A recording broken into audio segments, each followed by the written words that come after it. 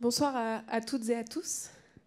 Bienvenue pour une de ces dernières plénières de la première journée du Salon Pro Durable autour d'un terme qui m'est cher, prendre soin. Mais avant de faire venir sur cette jolie scène les intervenantes et les intervenants avec qui nous allons discuter de ce sujet, comme tout au long du salon, le collectif Les Poétiseurs, qui emmène les poètes et la poésie dans les entreprises, va commencer par une introduction sensible sur ce sujet. Et donc, pour nous accompagner, nous avons Anaïs Gauthier, qui est exploratrice du vivant, prospectiviste sensible, et qui fait donc partie de ce joli collectif des Poétiseurs.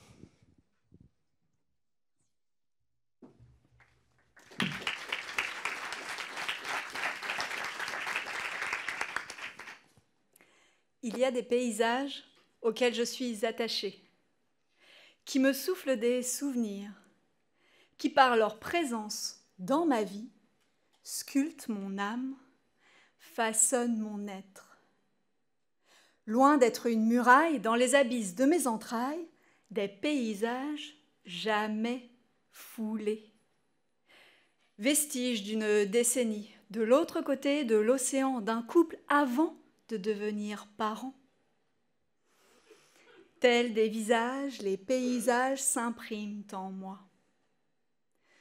Une géographie absorbée, un climat avalé, une faune et flore transportée du sol boueux à l'intestin humide, en même temps que du PMMA.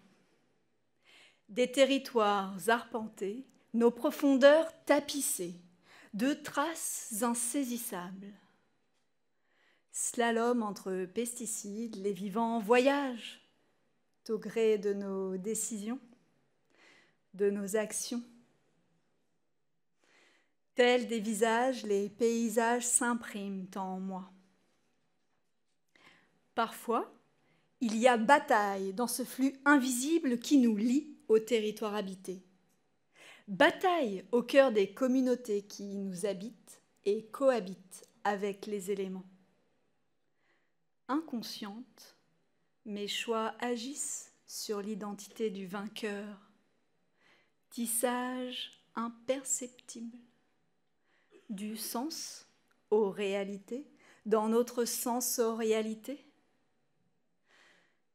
Tels des visages, les paysages s'impriment en moi. Colonisent mon imaginaire, me rappellent un grand-père à l'aise au milieu des conifères. Dérobent mes humeurs, recueillent mes pleurs et font battre mon cœur. Des contrées foulées aux histoires oubliées, teinture délavée de notre psyché. Tels des visages, les paysages s'impriment en moi. Et si ce n'était pas nous qui habitions le paysage, mais le paysage qui résidait en nous? Et s'il nous constituait dans nos plus profondes intimités? Et si c'était lui qui nous choisissait, gardien de la terre et de l'atmosphère? Les paysages laissent leur empreinte dans ma chair, telle la marée dans l'estuaire. Et vous, quel paysage aimeriez-vous léguer en héritage? Merci.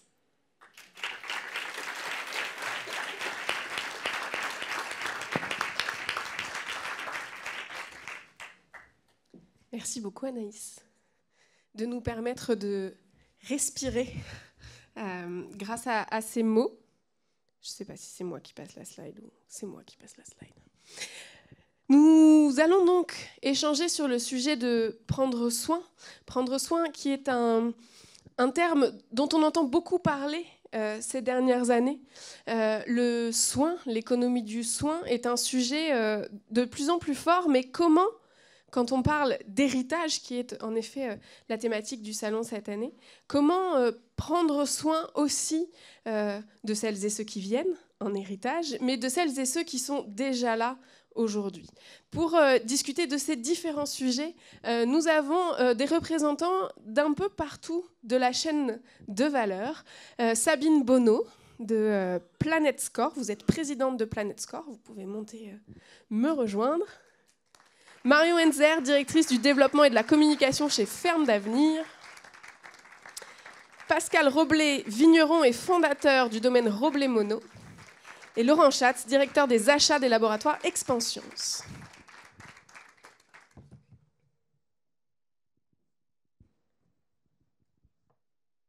On va attendre que tout le monde s'installe. Je disais que prendre soin est un sujet qui m'est cher au-delà de mes activités professionnelles. Je travaille beaucoup autour d'un sujet qui est l'amour. Alors l'amour, c'est un grand terme, tout de suite ça fait des grands mots. Et vous pensez à certaines choses qui n'ont certainement rien à voir avec la RSE, les salons pro-durables, les entreprises, les filières. Mais moi, je m'inspire beaucoup d'une autrice qui s'appelle Bell Hooks, qui est une autrice afro-américaine et qui a décidé que l'amour devait être la boussole de sa vie.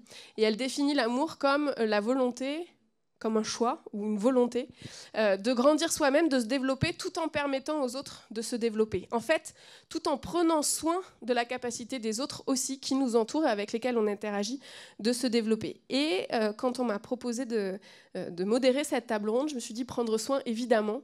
C'est un sujet dont on a terriblement besoin dans le contexte actuel de prendre soin de la terre, globalement, des producteurs, des consommateurs, des collaborateurs, de chacun des maillons de cette chaîne qui nous permettent aujourd'hui de faire fonctionner notre économie. L'idée pour moi, c'était de commencer avec une petite question de chauffe, qui était, quand vous entendez ce mot « prendre soin », chez vous, à quoi ou à qui vous pensez, qu'est-ce que ça vous évoque? Marion, on commence par vous. Merci. Moi, quand j'entends prendre soin, je pense à mes enfants. J'ai des jumeaux de 6 ans, donc je suis encore dans la phase où ils nécessitent pas mal de soins. Donc évidemment, ça résonne avec le mot héritage, ça résonne avec le mot amour, avec la notion même de développement durable et de génération future.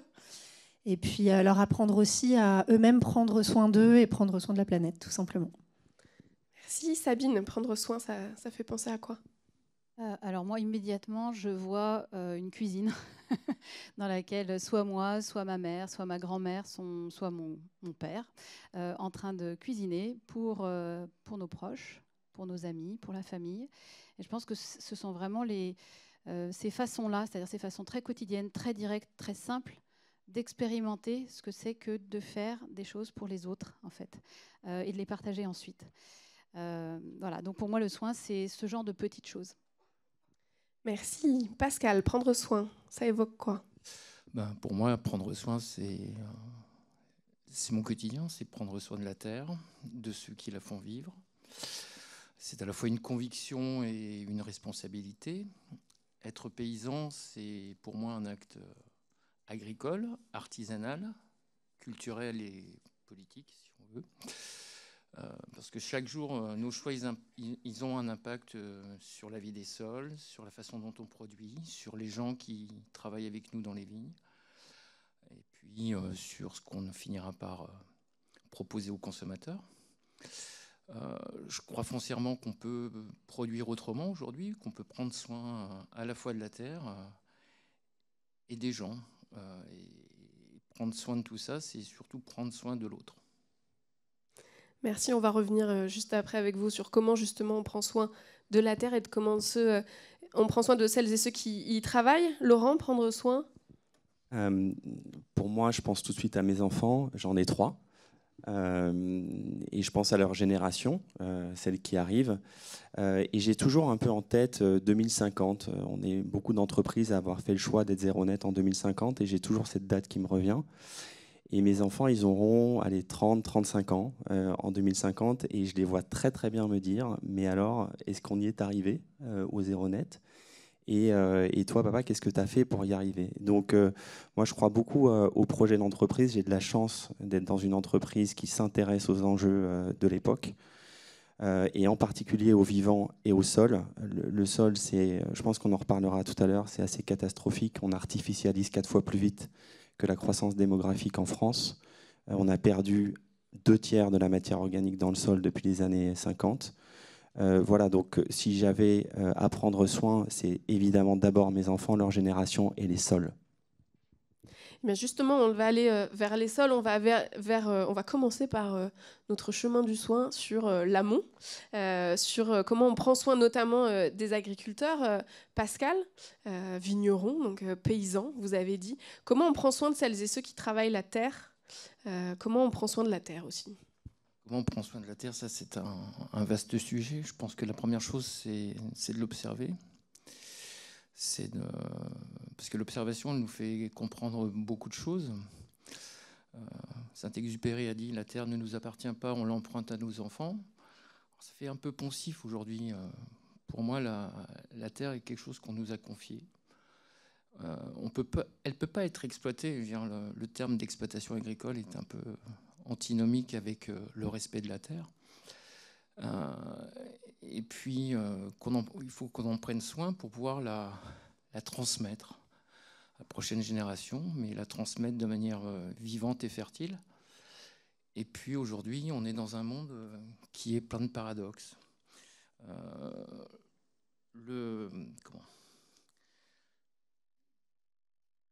vous donne un exemple tout bête, mais on en a parlé quand on a préparé cette table ronde.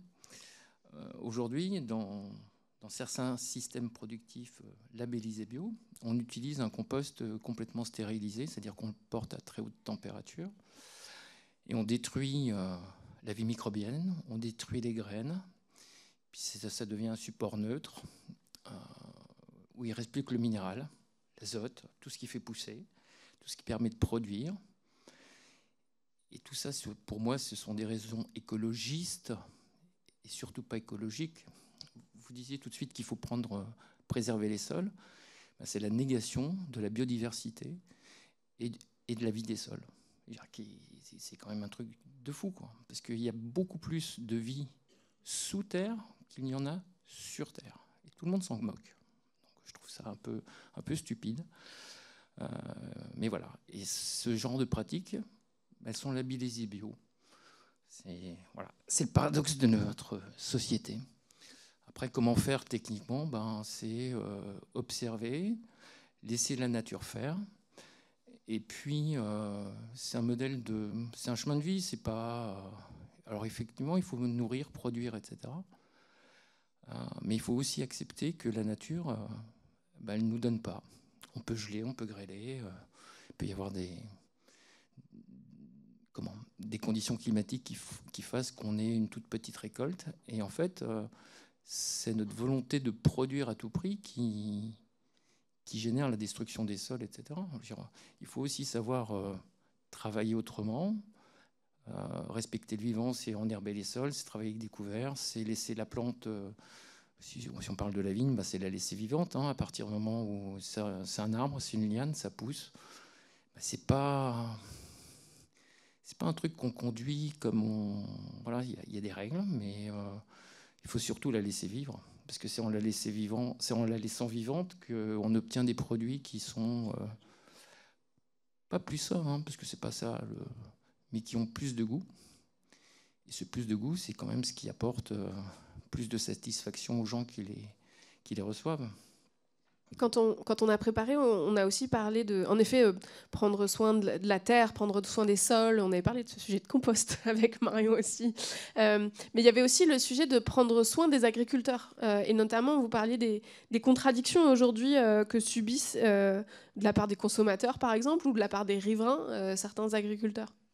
En fait, si on repart du compost stérilisé, ça n'a aucune odeur. Donc un compost naturel, ça fermente, ça sent. Ce qui fait mal au cœur, c'est du vécu. Quand vous avez des gens qui passent au bout de la vigne et puis qui vous disent pollueur, ou qui vous font le signe que ça sent mauvais ce que vous épandez, etc.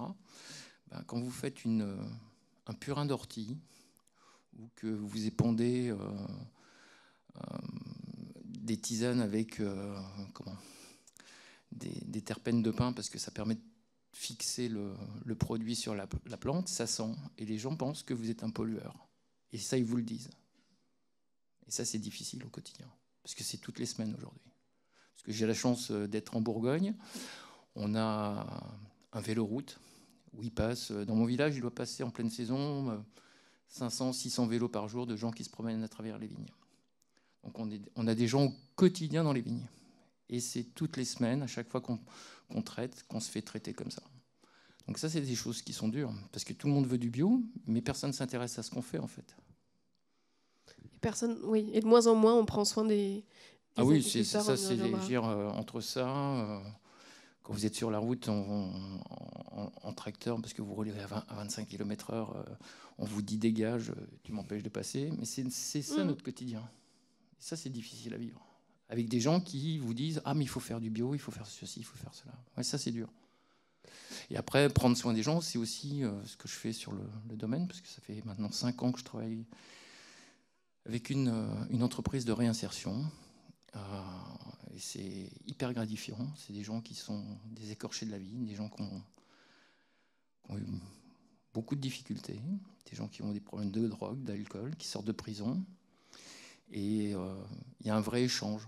Parce que ça, la nature, travailler dans la nature, ça les reconnecte à plein de choses.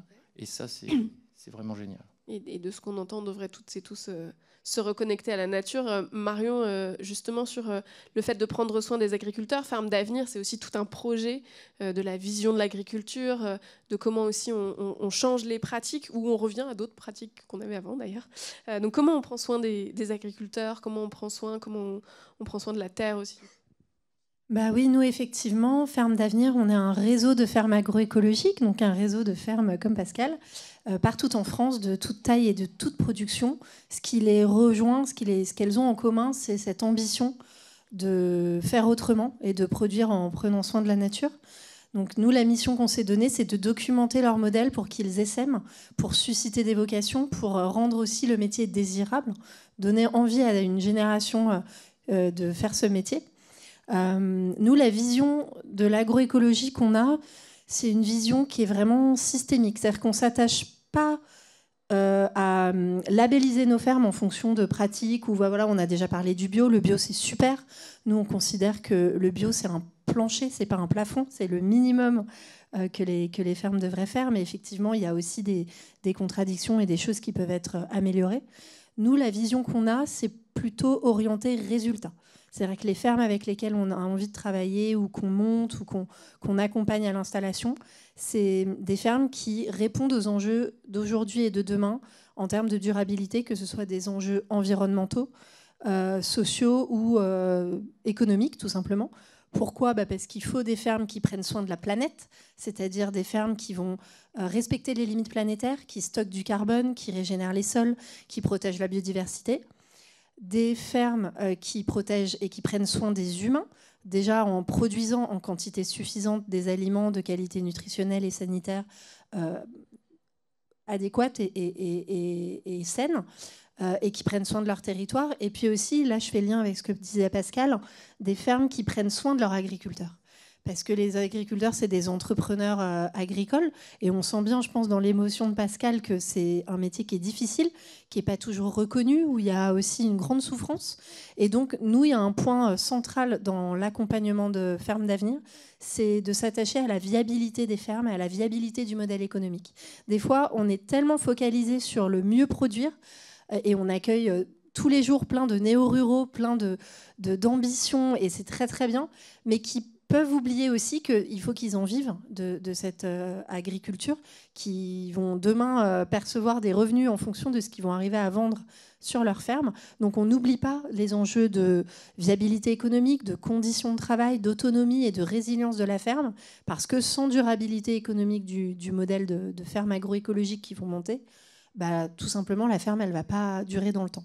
Donc ça, c'est vraiment cette vision-là qu'on essaye de porter, et qui aussi introduit la notion de compromis, que voilà, la ferme parfaite, la ferme idéale n'existe pas, et que donc il va falloir, si on veut arriver à vivre de sa production en ayant des ambitions environnementales fortes, parfois faire des compromis comme Pascal peut présenter et comme plein d'autres agriculteurs peuvent être amenés à le faire. Et donc nous, notre association, notre mission finalement, c'est de prendre soin des agriculteurs qui prennent soin de la planète.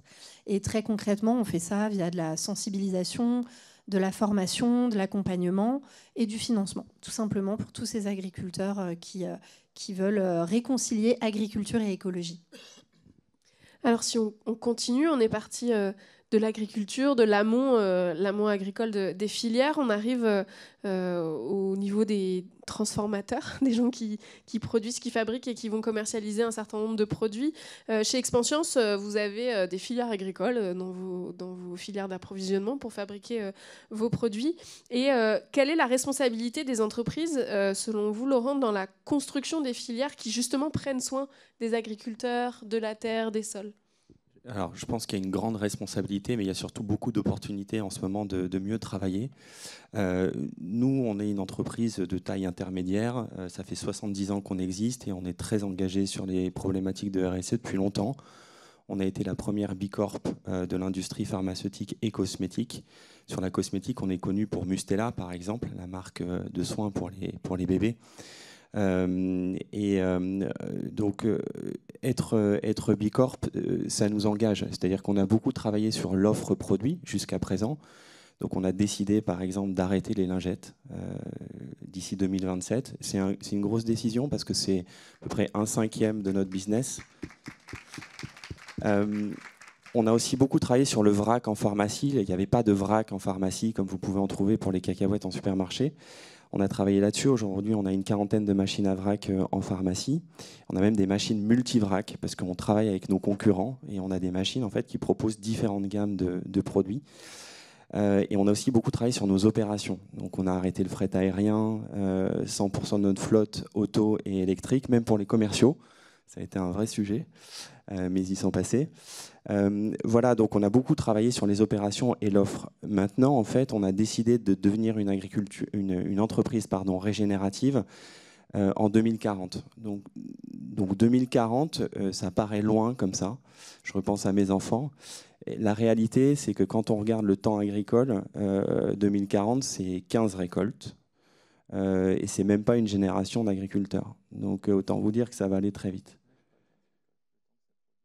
Même pas 15 récoltes, me dit Pascal. Donc voilà, nous on a rejoint la Convention des entreprises pour le climat pour réfléchir à nos approvisionnements. Et on a déjà commencé à travailler sur certains sujets, donc je vais vous en donner quelques-uns. Le lin, par exemple, on utilise de l'huile de lin pour faire certains actifs cosmétiques. Et bien maintenant, en fait, on travaille l'huile de lin directement avec un agriculteur qui nous la fournit. Il est en agriculture de conservation des sols et il se trouve à 50 km de notre usine près de Rambouillet. Donc on fait aussi du local. L'avocat, c'est une matière première très importante pour nous. Nous, on ne travaille pas en direct avec les agriculteurs ou très peu.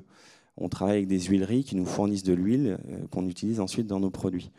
L'avocat, ça a toujours été un sujet parce qu'on a une qualité cosmétique qui est très spécifique. On ne peut pas sourcer l'avocat n'importe où. Et surtout, les quantités sont importantes. Donc, pour l'instant, on source notre avocat en Amérique latine. Et on a décidé d'investir dans une huilerie, c'est-à-dire qu'on a intégré la fabrication directement de l'huile au Pérou. Ce qui veut dire que maintenant, on est en contact direct avec les agriculteurs. C'est-à-dire qu'on peut travailler avec eux sur des grilles d'agriculture régénérative. On peut travailler avec eux sur des contrats pluriannuels et on peut travailler avec eux sur des labels de commerce équitable, par exemple, ce qu'on ne pouvait pas faire jusqu'à présent. Et puis, il y a un dernier sujet autour du tournesol qu'on utilise aussi massivement. Le tournesol, pareil, on a réussi à travailler avec notre fournisseur principal de tournesol pour aller à la rencontre de ces agriculteurs et d'avoir des discussions tripartites de façon à se mettre d'accord sur une spécification qui n'est pas seulement technique, mais qui va être aussi régénérative, un type de contrat approprié et puis des certifications en commerce équitable. Donc voilà ce qu'on essaye de faire, même si on n'a pas un contact direct avec nos agriculteurs, on est obligé de passer par nos fournisseurs, mais de plus en plus on a des discussions qui sont tripartites. Et ce qui était intéressant quand on avait discuté aussi, c'était on avait parlé beaucoup de contractualisation et comme quoi le contrat peut même être un acte de soin avec les fournisseurs dans la façon dont on va contractualiser, dans la durée de contractualisation, etc., qui sont en fait des pratiques achats, mais qui peuvent être aussi des pratiques de soins envers ses fournisseurs et ses filières. J'aime bien le concept de acheteur-soigneur. on ne l'utilise pas assez, mais c'est un peu ça, c'est-à-dire qu'un contrat, évidemment, ça définit un équilibre entre un client et son fournisseur, mais ça indique aussi assez rapidement la nature de la relation en fait, qu'on entretient avec un fournisseur. Donc oui, un contrat peut apporter une forme de sécurité. Je ne sais pas si on peut aller jusqu'aux soins, c'est peut-être un peu exagéré, mais en tout cas, si on construit des contrats pluriannuels pour donner de la visibilité, donner des engagements sur du business à long terme, oui, je pense qu'on peut travailler sur des sujets de transition à beaucoup plus long terme. Alors on va poursuivre, on est passé des agriculteurs à la transformation aux produits, on va discuter consommateurs avec vous, Sabine notamment.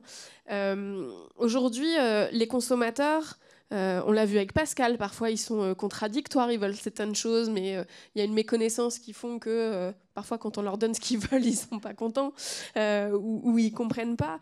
Mais il y a quand même de plus en plus de revendications. Alors j'ai une question pour vous qui est, en fait, que veulent vraiment aujourd'hui les consommateurs quand ils disent prendre soin de la planète, des sols, des filières?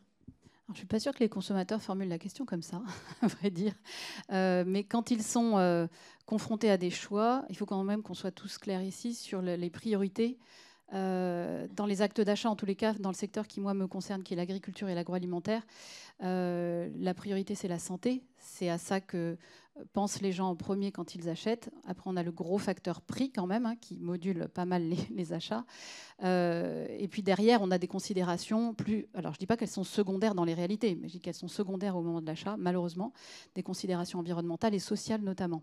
Donc en fait, ça, il faut quand même l'avoir en tête quand on cherche à faire de l'information, ce qui est notre cas.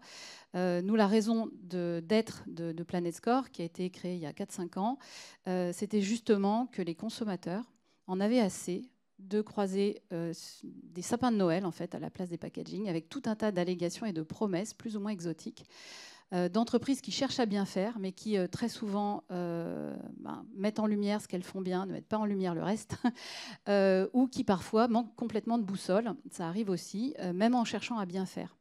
Et donc, en fait, j'étais plutôt dans le champ académique, de gens qui avaient écrit un rapport extrêmement critique sur des outils qu'on appelle l'analyse de cycle de vie, qui permettent de faire assez allègrement du greenwashing. Et à la suite de la publication de ce rapport, en fait, on a été approchés, on a fait des réunions avec des associations de consommateurs, des ONG et d'autres scientifiques et d'autres experts. Et on nous a demandé si on pouvait créer un outil qui permettrait réellement d'informer, donc de prendre soin, d'apporter une information sincère aux consommateurs, tout en ayant, donc ça c'était aussi une des choses que j'ai mises sur la table, c'est-à-dire il faut qu'on prenne soin de toute la chaîne de valeur, parce qu'on a beaucoup d'entreprises qui cherchent à bien faire. Donc l'objectif n'est pas de pointer qui fait mal, mais d'en faire un outil vraiment d'accompagnement. Et surtout, on a aussi beaucoup de détresse à l'amont agricole. Alors ça a été largement dit, je ne vais pas revenir là-dessus, mais ça doit être un outil qui prend également soin des agriculteurs et qui prend soin de refléter les démarches de progrès qui sont très nombreuses, très diverses, sur la partie production agricole. Je suis dans d'ailleurs un contexte un peu particulier parce que je suis également agricultrice, donc j'ai une double vie. Donc ce sont des réalités que je connais très bien. Je vois à quel point aujourd'hui on ne paye pas l'alimentation, le prix réel. Si on voulait réellement prendre soin aujourd'hui de nous, de nos proches, de la planète, on ne payerait pas les produits alimentaires, ce qu'on fait. C'est absolument, honnêtement, c'est indigne. Voilà. Donc, en fait, le constat qu'on a fait, puisqu'on a travaillé avec toutes ces associations, et notamment UFC Que Choisir, on a eu la chance également de pouvoir faire des études représentatives, quantitatives, également des études en magasin, chez Lidl et chez Biocoop, qui nous ont montré sur des profils de consommateurs extrêmement divers que les questions que posaient les consommateurs n'étaient répondues par aucun étiquetage à l'époque. Donc là, on était en 2021. Et les questions que posent les consommateurs sur les produits agricoles et agroalimentaires, c'est usage de pesticides, pas oui, non, hein. Oui, un peu, beaucoup, etc. Impact sur la nature, impact sur le climat et mode d'élevage en lien, donc bien-être animal en lien avec ce qui se passe sur les fermes. Les deux critères prioritaires sont très clairement usage de pesticides et mode d'élevage. Donc on a fait une étiquette qu'on a lancée fin 2021 en faisant un petit communiqué de presse. On n'avait même pas de site internet ou de page LinkedIn. On a juste dit on existe. On a fait cette étiquette-là. Ceux qui ont envie s'en saisissent. Et 1 mois plus tard, on avait 10 marques. 1 an plus tard, on avait 100 marques. Aujourd'hui, on a 330 marques, on est présent dans 13 pays et on est devenu le leader de l'étiquetage environnemental alimentaire et agricole en Europe. Sans force commerciale, sans marketing, sans démarchage. Donc moi, la leçon que je tire de tout ça, c'est que quand on prend soin de répondre aux questions, parce que nous, au début, quand on a sorti l'étiquette, on nous a dit « jamais aucune entreprise ne va afficher ça ». La réalité, c'est qu'il y en a beaucoup aujourd'hui. C'est sur plus de 300 millions d'emballages. Plus de 135 000 produits alimentaires dans l'application mobile gratuite du FC Que Choisir. Et oui, il y a beaucoup de notes qui ne sont pas très bonnes. Mais en fait, aujourd'hui, quand on parle de prendre soin, là, pour les entreprises qui sont là, l'actif le plus dégradé, c'est la confiance. Aucun consommateur n'attend de vous ou de nous que nous soyons parfaits. Ils ne sont pas parfaits non plus. Ils sont souvent très paradoxaux également, les consommateurs. Ils attendent juste de la sincérité. Donc, il y a une vraie plus-value aujourd'hui à faire des trajectoires outillées sur des outils ultra sincères, robustes, exigeants. Et c'est ce qu'on a essayé d'apporter sur le marché avec Planet Score. Je précise quand même que donc la structure, la marque est détenue par un fonds de dotation à gouvernance scientifique d'intérêt général. Et ce qui était intéressant aussi dans Planet Score, mais dans ce que vous venez de dire aussi sur la première étiquette, c'est que on ne parle pas que de sujets climatiques. En fait, aujourd'hui, on entend beaucoup quand même parler de climat, d'émissions de gaz à effet de serre, de sujets climatiques, que parfois ça fait oublier le reste. On parlait de biodiversité tout à l'heure avec l'amont agricole. On ne parle pas que de ça aujourd'hui, en fait. Alors, si vous voulez, aujourd'hui, sur les produits alimentaires et agricoles, s'il y a un sujet, alors il y en a un qui les intéresse encore moins, c'est ressources, parce qu'on a testé différents items dans les études consommateurs. Ce que je vous dis là a été retesté derrière par Carrefour, 2 fois à 1 an d'intervalle, par BVA, une étude qui a été présentée à l'Assemblée nationale, par EIT Foods de la Commission européenne l'an passé dans 18 pays européens, même au nord de l'Europe. Le sujet climat pour les produits alimentaires n'intéresse pas les consommateurs. Donc ça ne veut pas dire qu'il ne faut pas travailler dessus. Voilà, ça ne veut pas dire non plus qu'il ne faut pas travailler dessus. Donc nous, on a assumé, on le met sur l'étiquette, mais soyez bien conscients que ça n'est pas en portant une allégation climat, pur climat, que vous allez convaincre les consommateurs que vous êtes en train de bien faire. D'autant plus qu'une partie des entreprises utilisent des outils qui montrent en clair que les patates et les betteraves sucrières sont les meilleurs produits pour le climat et que les vaches et les moutons sont les pires produits, quels que soient les systèmes de production. Et d'ailleurs, quand ils sont extensifs dans ces outils-là, qui ne sont pas ceux qu'on a choisi d'utiliser, quand ils sont extensifs à l'herbe sur prairie, ils sont encore pires que les systèmes industriels. Donc en fait, on a un vrai problème aujourd'hui de greenwashing sur la partie climat. On a également beaucoup d'entreprises qui du coup sont embarquées sur des trajectoires qui ne font aucun sens, je le dis sincèrement, qui sont des trajectoires d'intensification et certaines commencent à s'en rendre compte et vraiment heureusement. Sachez qu'on ne peut pas porter d'allégations aujourd'hui climat intelligente et même des trajectoires intelligentes sur les outils majoritaires. Alors je sais que c'est beaucoup tracté par les financiers, on a beaucoup d'entreprises qui sont un peu piégées. C'est-à-dire qu'elles se sont mises des trajectoires qu'elles ont maintenant envie de respecter. Tout le monde sait qu'on ne va pas les tenir. Enfin, je veux dire, honnêtement, le net zéro, c'est une... Enfin, je pense qu'il faut se le dire aussi un peu sincèrement, quoi. Bien sûr qu'il faut faire des efforts, mais net zéro, enfin, non. C'est qu'est-ce qu'on fait de mieux? Où sont les vrais enjeux? Donc nous, typiquement, dans le référentiel, on regarde énormément les engrais de synthèse, parce qu'on achète quand même majoritairement de l'énergie fossile, enfin du gaz en Russie. Donc ça fait beaucoup d'énergie fossile, beaucoup de protoxyde d'azote à l'émission, qui est un gaz cumulatif et beaucoup plus réchauffant que le CO2.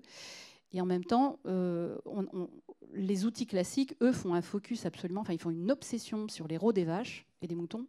Désolée, je ne suis pas sûre qu'on va sauver le monde en disant qu'il faut beaucoup moins de vaches et de moutons. Il en faut un peu moins, c'est sûr, et en oubliant complètement le sujet typiquement des engrais de synthèse, ou en passant au second plan également la déforestation, qu'on importe quand même allègrement et qui a aussi de très très gros impacts climatiques. Donc nous, on a simplement essayé de re-hiérarchiser les choses, de manière à ce que les trajectoires climat qui sont engagées par les entreprises sur notre outil, on appelle ça la valeur climat, on ne fait aucun équivalent CO2, c'est une chimère, fassent du sens et soient communicables aux consommateurs sans aucun risque de greenwashing. On reparlera notamment juste après du sujet du greenwashing potentiel, mais c'est vrai que c'est... intéressant en effet d'avoir différents points de vue sur ce sujet-là et en effet on est aujourd'hui les entreprises très embarquées sur ces trajectoires de d'émissions de gaz à effet de serre et parfois avec des repères qui ne sont pas forcément les bons. Mais pour continuer sur le sujet des consommateurs, Marion, on discutait aussi ensemble et avec Pascal, à qui je vais poser la question juste après, des décalages aujourd'hui en effet entre ce qu'on peut entendre, le discours, les actes d'achat, mais aussi la rémunération, hein, on en parlait avec Laurent, la rémunération des entreprises sur les filières. Vous disiez tout à l'heure chez Ferme d'Avenir, le sujet du modèle économique est un enjeu crucial, mais comment vous faites justement le lien entre ces sujets consommateurs et l'amour agricole? Ferme d'Avenir, c'est une association qui est leader sur la comptabilité écologique, donc appliquée dans le modèle agricole. Donc en fait, il y a plein de nouveaux modèles comptables alternatifs. Et nous, on en a choisi un qui s'appelle CARE. Je suppose que certains d'entre vous ici en ont déjà entendu parler, pour expérimenter des nouveaux modèles comptables sur les entreprises agricoles que sont les fermes. Et on a notamment, parce que c'est un modèle qui permet d'évaluer les coûts de transition d'une ferme agroécologique, mais sans forcément mettre un prix sur la nature, parce que demain, on ne peut pas mettre un prix sur une abeille du sol ou même une ferme, mais en évaluant le coût de transition des pratiques de la ferme pour arriver à estimer combien ça coûterait de tout simplement passer d'un modèle à un autre. Donc pour nous, ça représente la base de notre, entre guillemets, stratégie d'influence. Et pour vous donner un ordre d'idée, un exemple qu'on a mené avec la FNCUMA en Bretagne, on a appliqué cette nouvelle méthode comptable sur différentes fermes en bovin-lait, 5 fermes en bio et 5 fermes en conventionnel. Et donc on a calculé que si on devait additionner tous les ans tous les coûts portés par la ferme pour faire sa transition agroécologique, ça ferait en moyenne, sur la fourchette des 10 fermes qu'on a étudiées, un surcoût de 150 000 € par an et par ferme.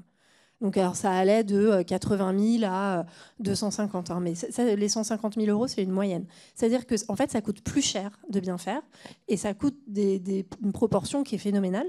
Donc en moyenne 150 000 €. Et sur ces 150 000 €, il y en a 100 000 € qui sont aujourd'hui pris en charge par l'agriculteur sur son propre modèle économique, ou via des fois des subventions pour planter des haies, des choses comme ça. Mais ça veut aussi dire qu'il y a 50 000 €, encore une fois en moyenne, qui est aujourd'hui pas pris en charge. Et donc ça représente une dette écologique. Et donc il va bien falloir que si on a envie de respecter les limites planétaires et de vraiment faire face à cet enjeu, qu'il y ait des acteurs qui prennent en charge cette dette écologique et ce surcoût que les agriculteurs ne peuvent plus prendre en charge eux-mêmes. Enfin, là, vous avez 2 agriculteurs qui l'ont dit, chacun à leur manière. C'est indigne, je crois, le mot que tu as utilisé tout à l'heure. En fait, le prix en sortie de champ des biens alimentaires ne leur permet déjà difficilement de vivre, mais en plus, il faut qu'ils payent à leurs frais un surcoût pour préserver nos biens communs dont on profite tous. L'eau, le climat, les paysages, le sol. Et on leur demande à la fois une qualité nutritionnelle, une qualité environnementale, une qualité sanitaire. Tout ça à leur propre charge, sans beaucoup les aider et en étant parfois aussi un petit peu trop critique envers eux. Et donc nous, on milite parce qu'il y a quand même beaucoup d'agriculteurs qui ont envie de bien faire. Et aujourd'hui, même si on les forme, même si on les accompagne, le prix, c'est le cœur névralgique du problème. Et sans résoudre cette question-là, la transition ne se fera pas. Donc nous, t'es d'accord ou... Ah bon, ça me rassure. Et donc aujourd'hui, nous, on milite auprès des entreprises que vous représentez pour qu'ils prennent conscience de ça. Alors il y a les pouvoirs publics aussi, on a tous en fait notre rôle à jouer. Les entreprises en répartissant mieux la valeur au sein des filières, les pouvoirs publics en mettant en place des législations qui permettent vraiment de subventionner les meilleures pratiques, et puis le consommateur aussi, en pouvant acheter dans des filières de qualité. Donc évidemment, il y en a certains qui ne peuvent pas, mais il y en a aussi un certain nombre qui des fois se cachent derrière « Ah, mais le bio, c'est plus cher, etc. » Je dis ça, c'est pas du tout du snobisme. Moi, j'ai des gens de ma famille qui vont me sortir « Ah, mais j'ai pas... je ne vais pas acheter bio parce que ça coûte trop cher », alors qu'eux, ils ont été dans des grandes marques s'acheter des fringues la semaine d'avant. Donc en fait, il ne faut pas non plus toujours se cacher derrière cet argument-là. Et il y a vraiment un problème de répartition de la valeur et de prix et de coût pour pouvoir accélérer la transition. Ouais. Et sur un autre sujet, transition, Pascal, on discutait ensemble en effet de l'anticipation nécessaire dans les filières agricoles, qu'aujourd'hui il y a des choses qu'on n'a pas anticipées. Alors dans la viticulture, il y a le sujet de la baisse de la consommation d'alcool globalement, mais il y a des choses aussi que les filières agricoles n'ont pas forcément anticipées pour pouvoir pas se retrouver un peu face au mur sur les sujets de transition. En fait, sur le manque d'anticipation, etc., c'est qu'on a... On va prendre la viticulture parce que c'est quand même le modèle que je connais le mieux. En 2000, on a demandé à un certain nombre d'experts d'imaginer la viticulture à horizon 2025. Tout le monde sait que la viticulture en 2025, elle est au fond du trou. À Bordeaux, il faut arracher 15 000 hectares. Dans les Côtes-du-Rhône, c'est 5 000, etc., etc. Donc on a marketé des produits, bio ou pas bio, ça n'a même pas d'intérêt. Mais en fait, on a pensé un modèle qui est un modèle de consommation. Ce qu'on n'a pas pris en compte, c'est les changements générationnels qui continuent avec une baisse de consommation qui est constante. Prenez les États-Unis, par exemple, en 2 ans, donc c'est les chiffres 2024, sur 24 et 23, moins 7% de consommation de vin aux États-Unis. Les nouvelles générations, elles ne savent pas qu'elles ne sont pas intéressées par le vin. Mais la consommation, elle est plus quotidienne. Elle est moins régulière. C'est une consommation partagée, festive. Et ça n'a jamais été pris en compte. Et le scoop, c'est que les gens qui ont mis la viticulture dans le mur en France entre 2000 et 2025, on leur a demandé d'imaginer la viticulture à horizon 2050. On a hâte de voir ce que ça va donner. Ah oui, ça peut être drôle, mais il n'empêche que ça, c'est la responsabilité des politiques. On demande aux mêmes d'imaginer l'avenir. Et ce qu'on ne prend pas en compte, c'est que sur les jeunes générations, etc., les envies sont différentes. Marion parlait du problème du coût supplémentaire du bio. C'est pas tant, le bio, ce qui coûte cher, c'est pas les intrants. Il y en a beaucoup moins que dans le conventionnel. Ce qui coûte cher, c'est la main-d'œuvre. Et une des grandes difficultés que moi j'ai sur mon exploitation, c'est de trouver des gens qui veulent travailler. C'est bien beau, on peut faire des leçons de morale aux gens, il faut que vous fassiez comme ci, il faut que vous fassiez comme ça. Personne ne veut le faire. Vous prenez les EHPAD, tout le monde dit qu'il faut prendre soin des personnes âgées. Il n'y a personne qui veut travailler là. C'est une réalité sociétale, ça. C'est pas un fantasme. Et une autre difficulté, c'est que, Sabine disait, les attentes des consommateurs. Alors, il y a des gens pour qui ça a du sens d'acheter bio, etc. Pour d'autres, je pense qu'il y a un côté... je m'aligne sur une bien-pensance, etc. dans mon discours, et dans la réalité, je ne le fais pas tout à fait. Et puis, à un moment donné, sur les jeunes générations, parce que j'ai des garçons qui ont une trentaine d'années, je vois bien leur génération, il faut que ça ait du sens. Mais c'est pas mettre... C'est pas donner du sens, c'est pas garder un sens. C'est mettre du sens. L'incarner. Si c'est pas incarné, ça les intéresse pas. Parce qu'il faut que ça corresponde à leur vie, à ce qu'ils ont envie de vivre. Ils n'ont plus envie de travailler comme les grands-parents, ils ont d'autres, etc. Et cette approche du bio, etc., c'est pas une étiquette qui les intéresse. C'est un mode de vie. Et qu'à l'arrivée, si on veut savoir ce que veulent les consommateurs, à mon avis, ou qu'est-ce qu'attendent les consommateurs demain, qu'on prenne soin, c'est une évidence. Mais pour prendre soin, c'est pas consommer autrement qu'il faut. C'est vivre autrement.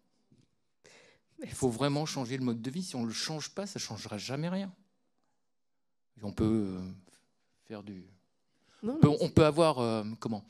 Je suis allé à la conférence tout à l'heure, RSE, machin, MBO, machin. Je peux être bavard, il y a des moments où ça vous C'est pour ça que... Ouais. Mais à un moment donné, il y a un vrai problème d'incarnation. On peut faire un modèle, tout ce qu'il veut. Vous pouvez produire des carottes avec de la RSE, du bio, du machin, etc. À un moment donné, si à l'arrivée, votre carotte, elle est fade, qu'elle n'a pas de goût, qu'elle n'est pas incarnée, que ce n'est pas sensoriel, qu'il n'y a pas d'émotion, vous êtes passé à côté de la plaque.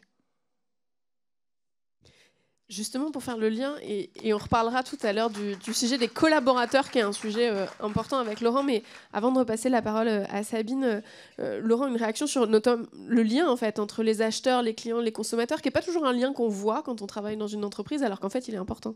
Il est super important et il n'existe pas toujours. Donc, je voulais réagir à deux choses sur le partage de la valeur et aussi le consommateur. Je pense que avant le consommateur, il y a le client.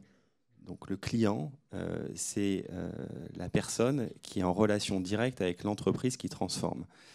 Et je pense que là, les acheteurs, ils ont un rôle, surtout les acheteurs qui travaillent sur les filières. Parce que de plus en plus, on connaît le coût de production des matières premières. Il est largement partagé d'ailleurs par les agriculteurs. Il y a beaucoup de transparence là-dessus. On connaît de plus en plus le coût de la transition agroécologique. Donc on sait par exemple combien coûte un semoir en semi-direct. Tous les chiffres, on les a finalement. Donc les acheteurs ont cette connaissance. Et je pense qu'ils sont capables d'expliquer aux clients le coût de cette transition et le coût de production. Une fois qu'on a réussi à faire ça, vous savez, je pense que les clients, ils ont les mêmes enjeux que nous. On parlait de Carrefour tout à l'heure. Bon, chez Carrefour, il y a Act for Food. Act for Food dépend quasi exclusivement du travail des fournisseurs de Carrefour. C'est-à-dire qu'à partir du moment où un fournisseur s'engage et arrive à démontrer de la biodiversité, une empreinte carbone maîtrisée, etc., ça coche des cases sur Act for Food. Donc en fait, le but d'une entreprise, à mon avis, c'est vraiment de savoir expliquer ça à ses clients. Et donc il n'y a personne de meilleur qu'un acheteur dans une entreprise qui vit au quotidien les problématiques de filière pour pouvoir soit parler aux clients ou à minima équiper les commerciaux pour qu'eux puissent parler de ces sujets-là à leurs clients. Et je pense que c'est super important et c'est une vraie évolution du métier d'acheteur dans les entreprises. Pour faire le lien avec tout ça, Sabine, sur le sujet des consommateurs, des clients, en fait, l'enjeu, c'est pas uniquement de réduire l'impact, c'est aussi de... on a parlé, Pascal nous disait, de changer nos modes de vie, au-delà de nos modes de consommation, de penser nos repères. Et donc, concrètement, comment on réapprend aux consommateurs, aux clients, à distinguer le vrai du greenwashing, de l'argument marketing. Alors, pour l'alimentaire, c'est très simple. Il suffit d'avoir des étiquettes Planet Score. Je le redis, c'est vraiment absolument basique. Ça permet de réintroduire de la nuance, c'est-à-dire que ça n'est pas un étiquetage binaire. Il n'y a pas des gens bons et puis des gens mauvais ou des produits très bons et des produits très mauvais. On a vraiment toute une gradation. On peut avoir des produits qui sont bons pour la nature, pas bons pour le climat et vice-versa. Ça, c'est aussi un point important. Ça permet de redonner du sens, c'est un mot qui a été dit tout à l'heure, et également de remettre les éléments, ce qu'on incorpore quand même 3 fois par jour, a priori, dans un récit qui tient la route. Parce qu'en fait, beaucoup des récits qui sont servis aujourd'hui, alors pour info, pour l'alimentaire, incluant Act for Food, qui est très bon pour les produits non alimentaires, mais qui pour les produits alimentaires ne fonctionne pas parce que justement la partie climat est basée sur le fait que pour réduire votre empreinte carbone sur le secteur de l'alimentaire, réellement, l'intérêt essentiel, c'est d'éliminer les ruminants. Et sur le reste, il y a très très peu d'impact en fait sur toutes les filières végétales. Je le répète, les meilleures filières, c'est dans ces cas-là moins de steak et plus de patates. C'est très très basique. Donc je trouve que c'est quand même une vision, et ça n'est rien contre Carrefour, ce que je dis là, c'est juste, je dis cet outil n'est pas adapté, c'est une vision qui est assez violente et en tous les cas qui pour les clients, pour les citoyens, ne permet pas de fournir un récit justement. Ça ne fait pas sens. On ne se projette pas dans quelque chose où les prairies deviennent des golfs ou des forêts. Donc il faut simplement qu'on voit comment aujourd'hui on fait moins mais mieux, à quoi ça ressemble. Oui, effectivement, on a vraiment des trajectoires très sympas à caractériser, à expliquer. Pour ça, il faut accepter de répondre aux questions gênantes. C'est ce que j'ai dit tout à l'heure. C'est-à-dire qu'un consommateur, si vous lui parlez uniquement de climat, il va décrocher tout de suite. Si vous lui parlez même uniquement de biodiversité, il va aussi décrocher. Vous devez lui parler, les deux sujets qui reviennent à 85-86% de l'usage des polluants. On parlait tout à l'heure de confiance, on a vraiment une rupture de confiance. Vous voyez les scandales qui se sont enchaînés récemment, le cadmium, les PFAS, l'hexane dans les huiles de graines, etc. En fait, tout le monde a bien conscience que les cadres réglementaires aujourd'hui ne suffisent pas, que les pouvoirs publics sont très rarement au rendez-vous. Nous, ça fait 4 ans, depuis qu'on a créé le référentiel, qu'on dit à toutes nos entreprises partenaires, attention au cadmium dans les engrais phosphatés, toutes. tout le monde attend que ça explose. Donc en fait, comme on a quand même maintenant une dizaine de sujets qui ont explosé en 5 ans, les gens commencent à nous voir venir quand on parle en bilatéral de ça.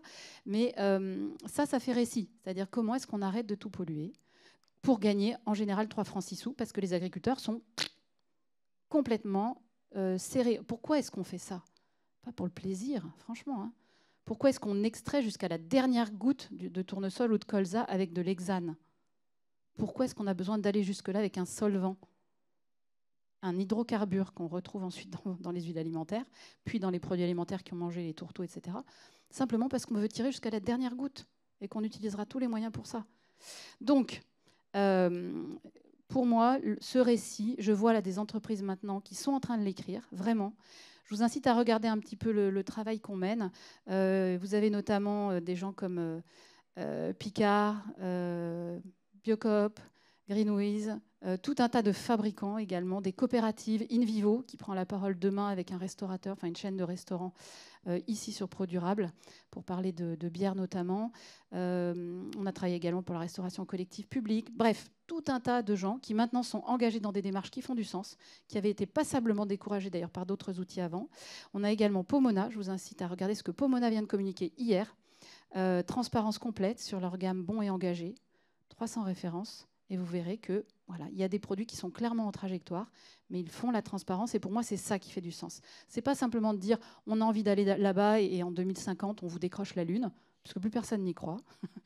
Simplement dire aujourd'hui, dès aujourd'hui, il y a des choses qu'on sait faire bien, qu'on va essayer de faire mieux, mais en tous les cas, on est capable de vous faire un bilan et de vous parler entre adultes.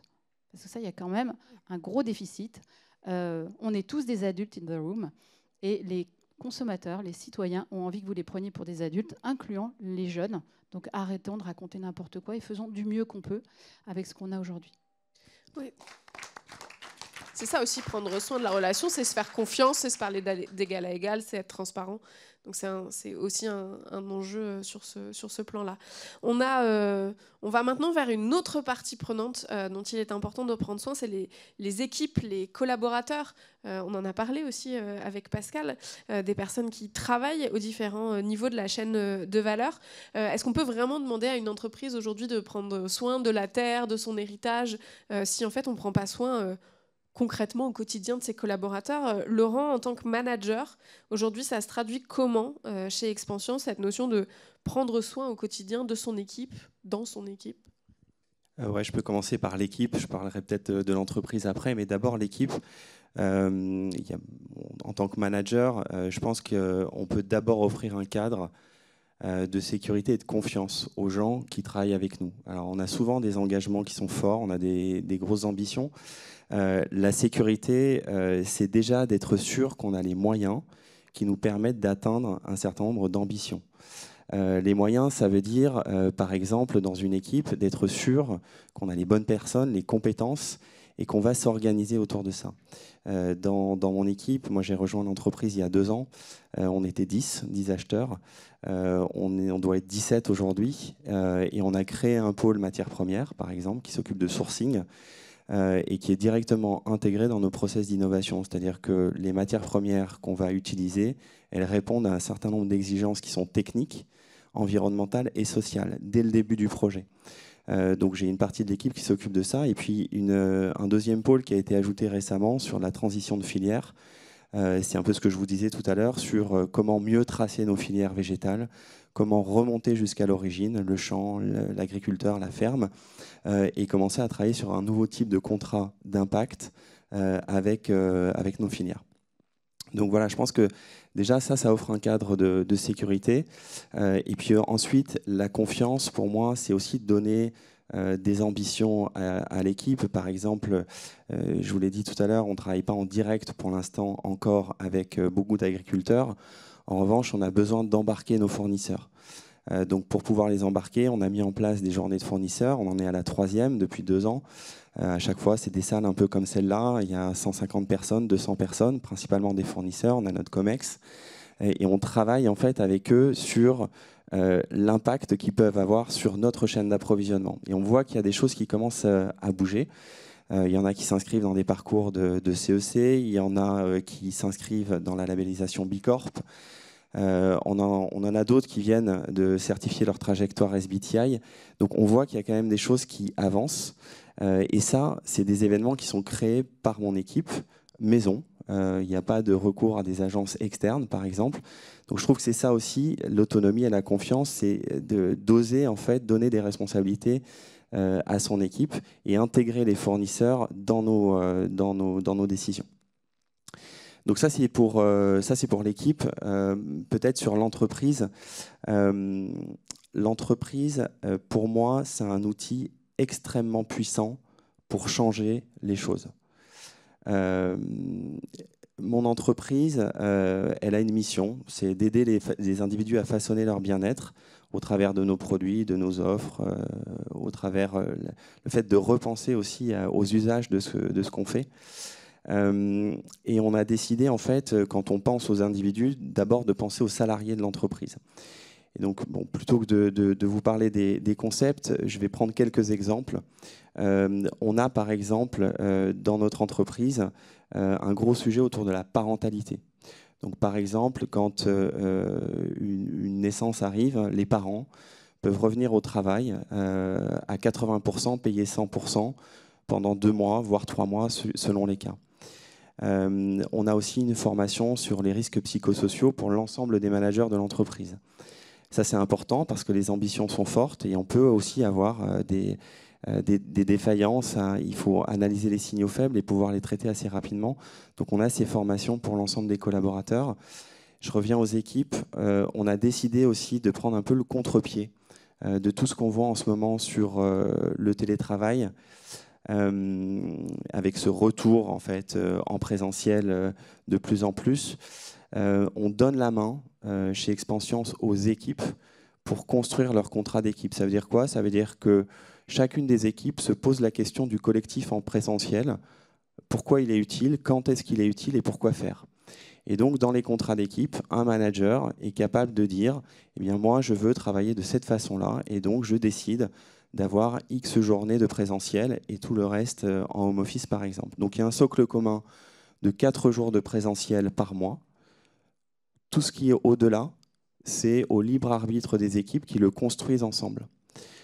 Ça a permis de vraiment renforcer l'efficacité en fait, du collectif et de vraiment se retrouver pour des moments importants et de définir des façons de travailler ensemble. Dernière chose aussi en termes d'exemple, on a tous très envie de s'impliquer dans des associations, dans du mécénat. On n'a pas toujours le temps. En soirée, le week-end, ça peut paraître parfois compliqué. On a décidé de créer les Impact Days, donc c'est 5 jours par an, donnés aux salariés pour pouvoir s'investir dans une association.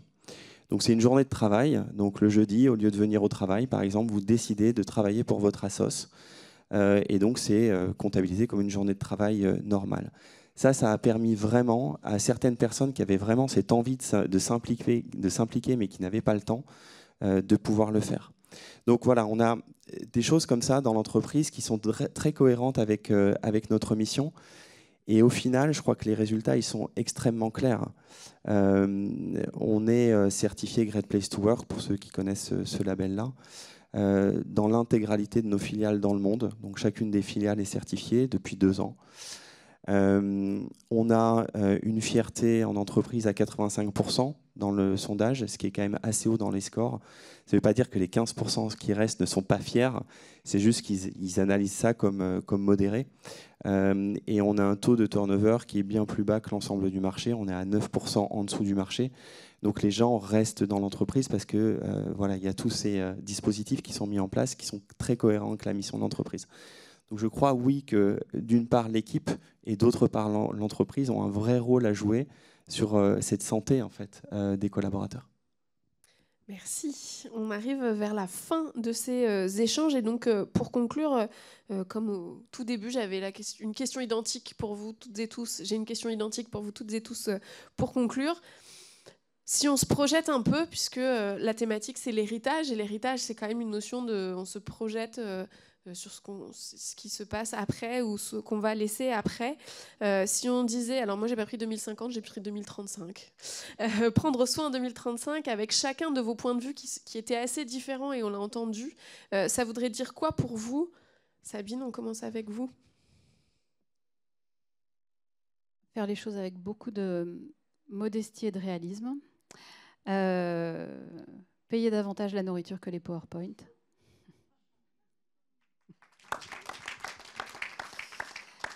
J'en profite pour dire que quand on a parlé de prendre soin des collaborateurs, on est très souvent dans des collectifs de travail très larges. Je pense qu'il y a plusieurs partenaires qui sont dans la salle aujourd'hui, aussi bien les gens qu'on accompagne que les gens qui font en sorte que ces éléments de discernement concret prennent vie sur le terrain. Je crois que Franck de Biosphère est dans la salle notamment. Voilà, donc tout... Marion, qui représente aussi Ferme d'Avenir, donc des gens qui sont sur le terrain avec les producteurs. Ces structures-là ont pour moi vraiment un intérêt très grand parce que aujourd'hui, le cœur du sujet, en fait, 3/4 des limites planétaires sont dépassées du fait de l'agriculture. Voilà. Donc en fait, si on ne s'attaque pas correctement à ce sujet-là, si on n'en fait pas quelque chose de bien, on va nulle part. Et par contre, ça veut dire qu'on a une immense marge de manœuvre pour faire des choses absolument sublimes. Mais ça ne peut pas se faire si on ne respecte pas mieux le travail des producteurs et le travail de ceux qui les accompagnent sur le terrain. Et moi, je trouve qu'il y a beaucoup dans la chaîne de valeur d'intermédiation, après le travail de terrain, qui ponctionne beaucoup de valeur et qui n'a pas forcément tant d'utilité que ça. Je suis désolée d'être... Je ne sais pas s'il y a des gens qui font ce genre de job. Mais une fois de plus, je pense qu'on a vraiment, vraiment besoin de mieux rémunérer les agriculteurs. Ce sera mon message principal. Merci, Marion. Oui, moi j'ai bien aimé quand tu dis qu'effectivement il y a 3/4 des désordres environnementaux qui sont causés par l'agriculture. Nous on dit souvent que l'agriculture c'est la principale cause et la principale victime en même temps des désordres environnementaux et en même temps, et c'est ironique, c'est aussi l'une des principales solutions.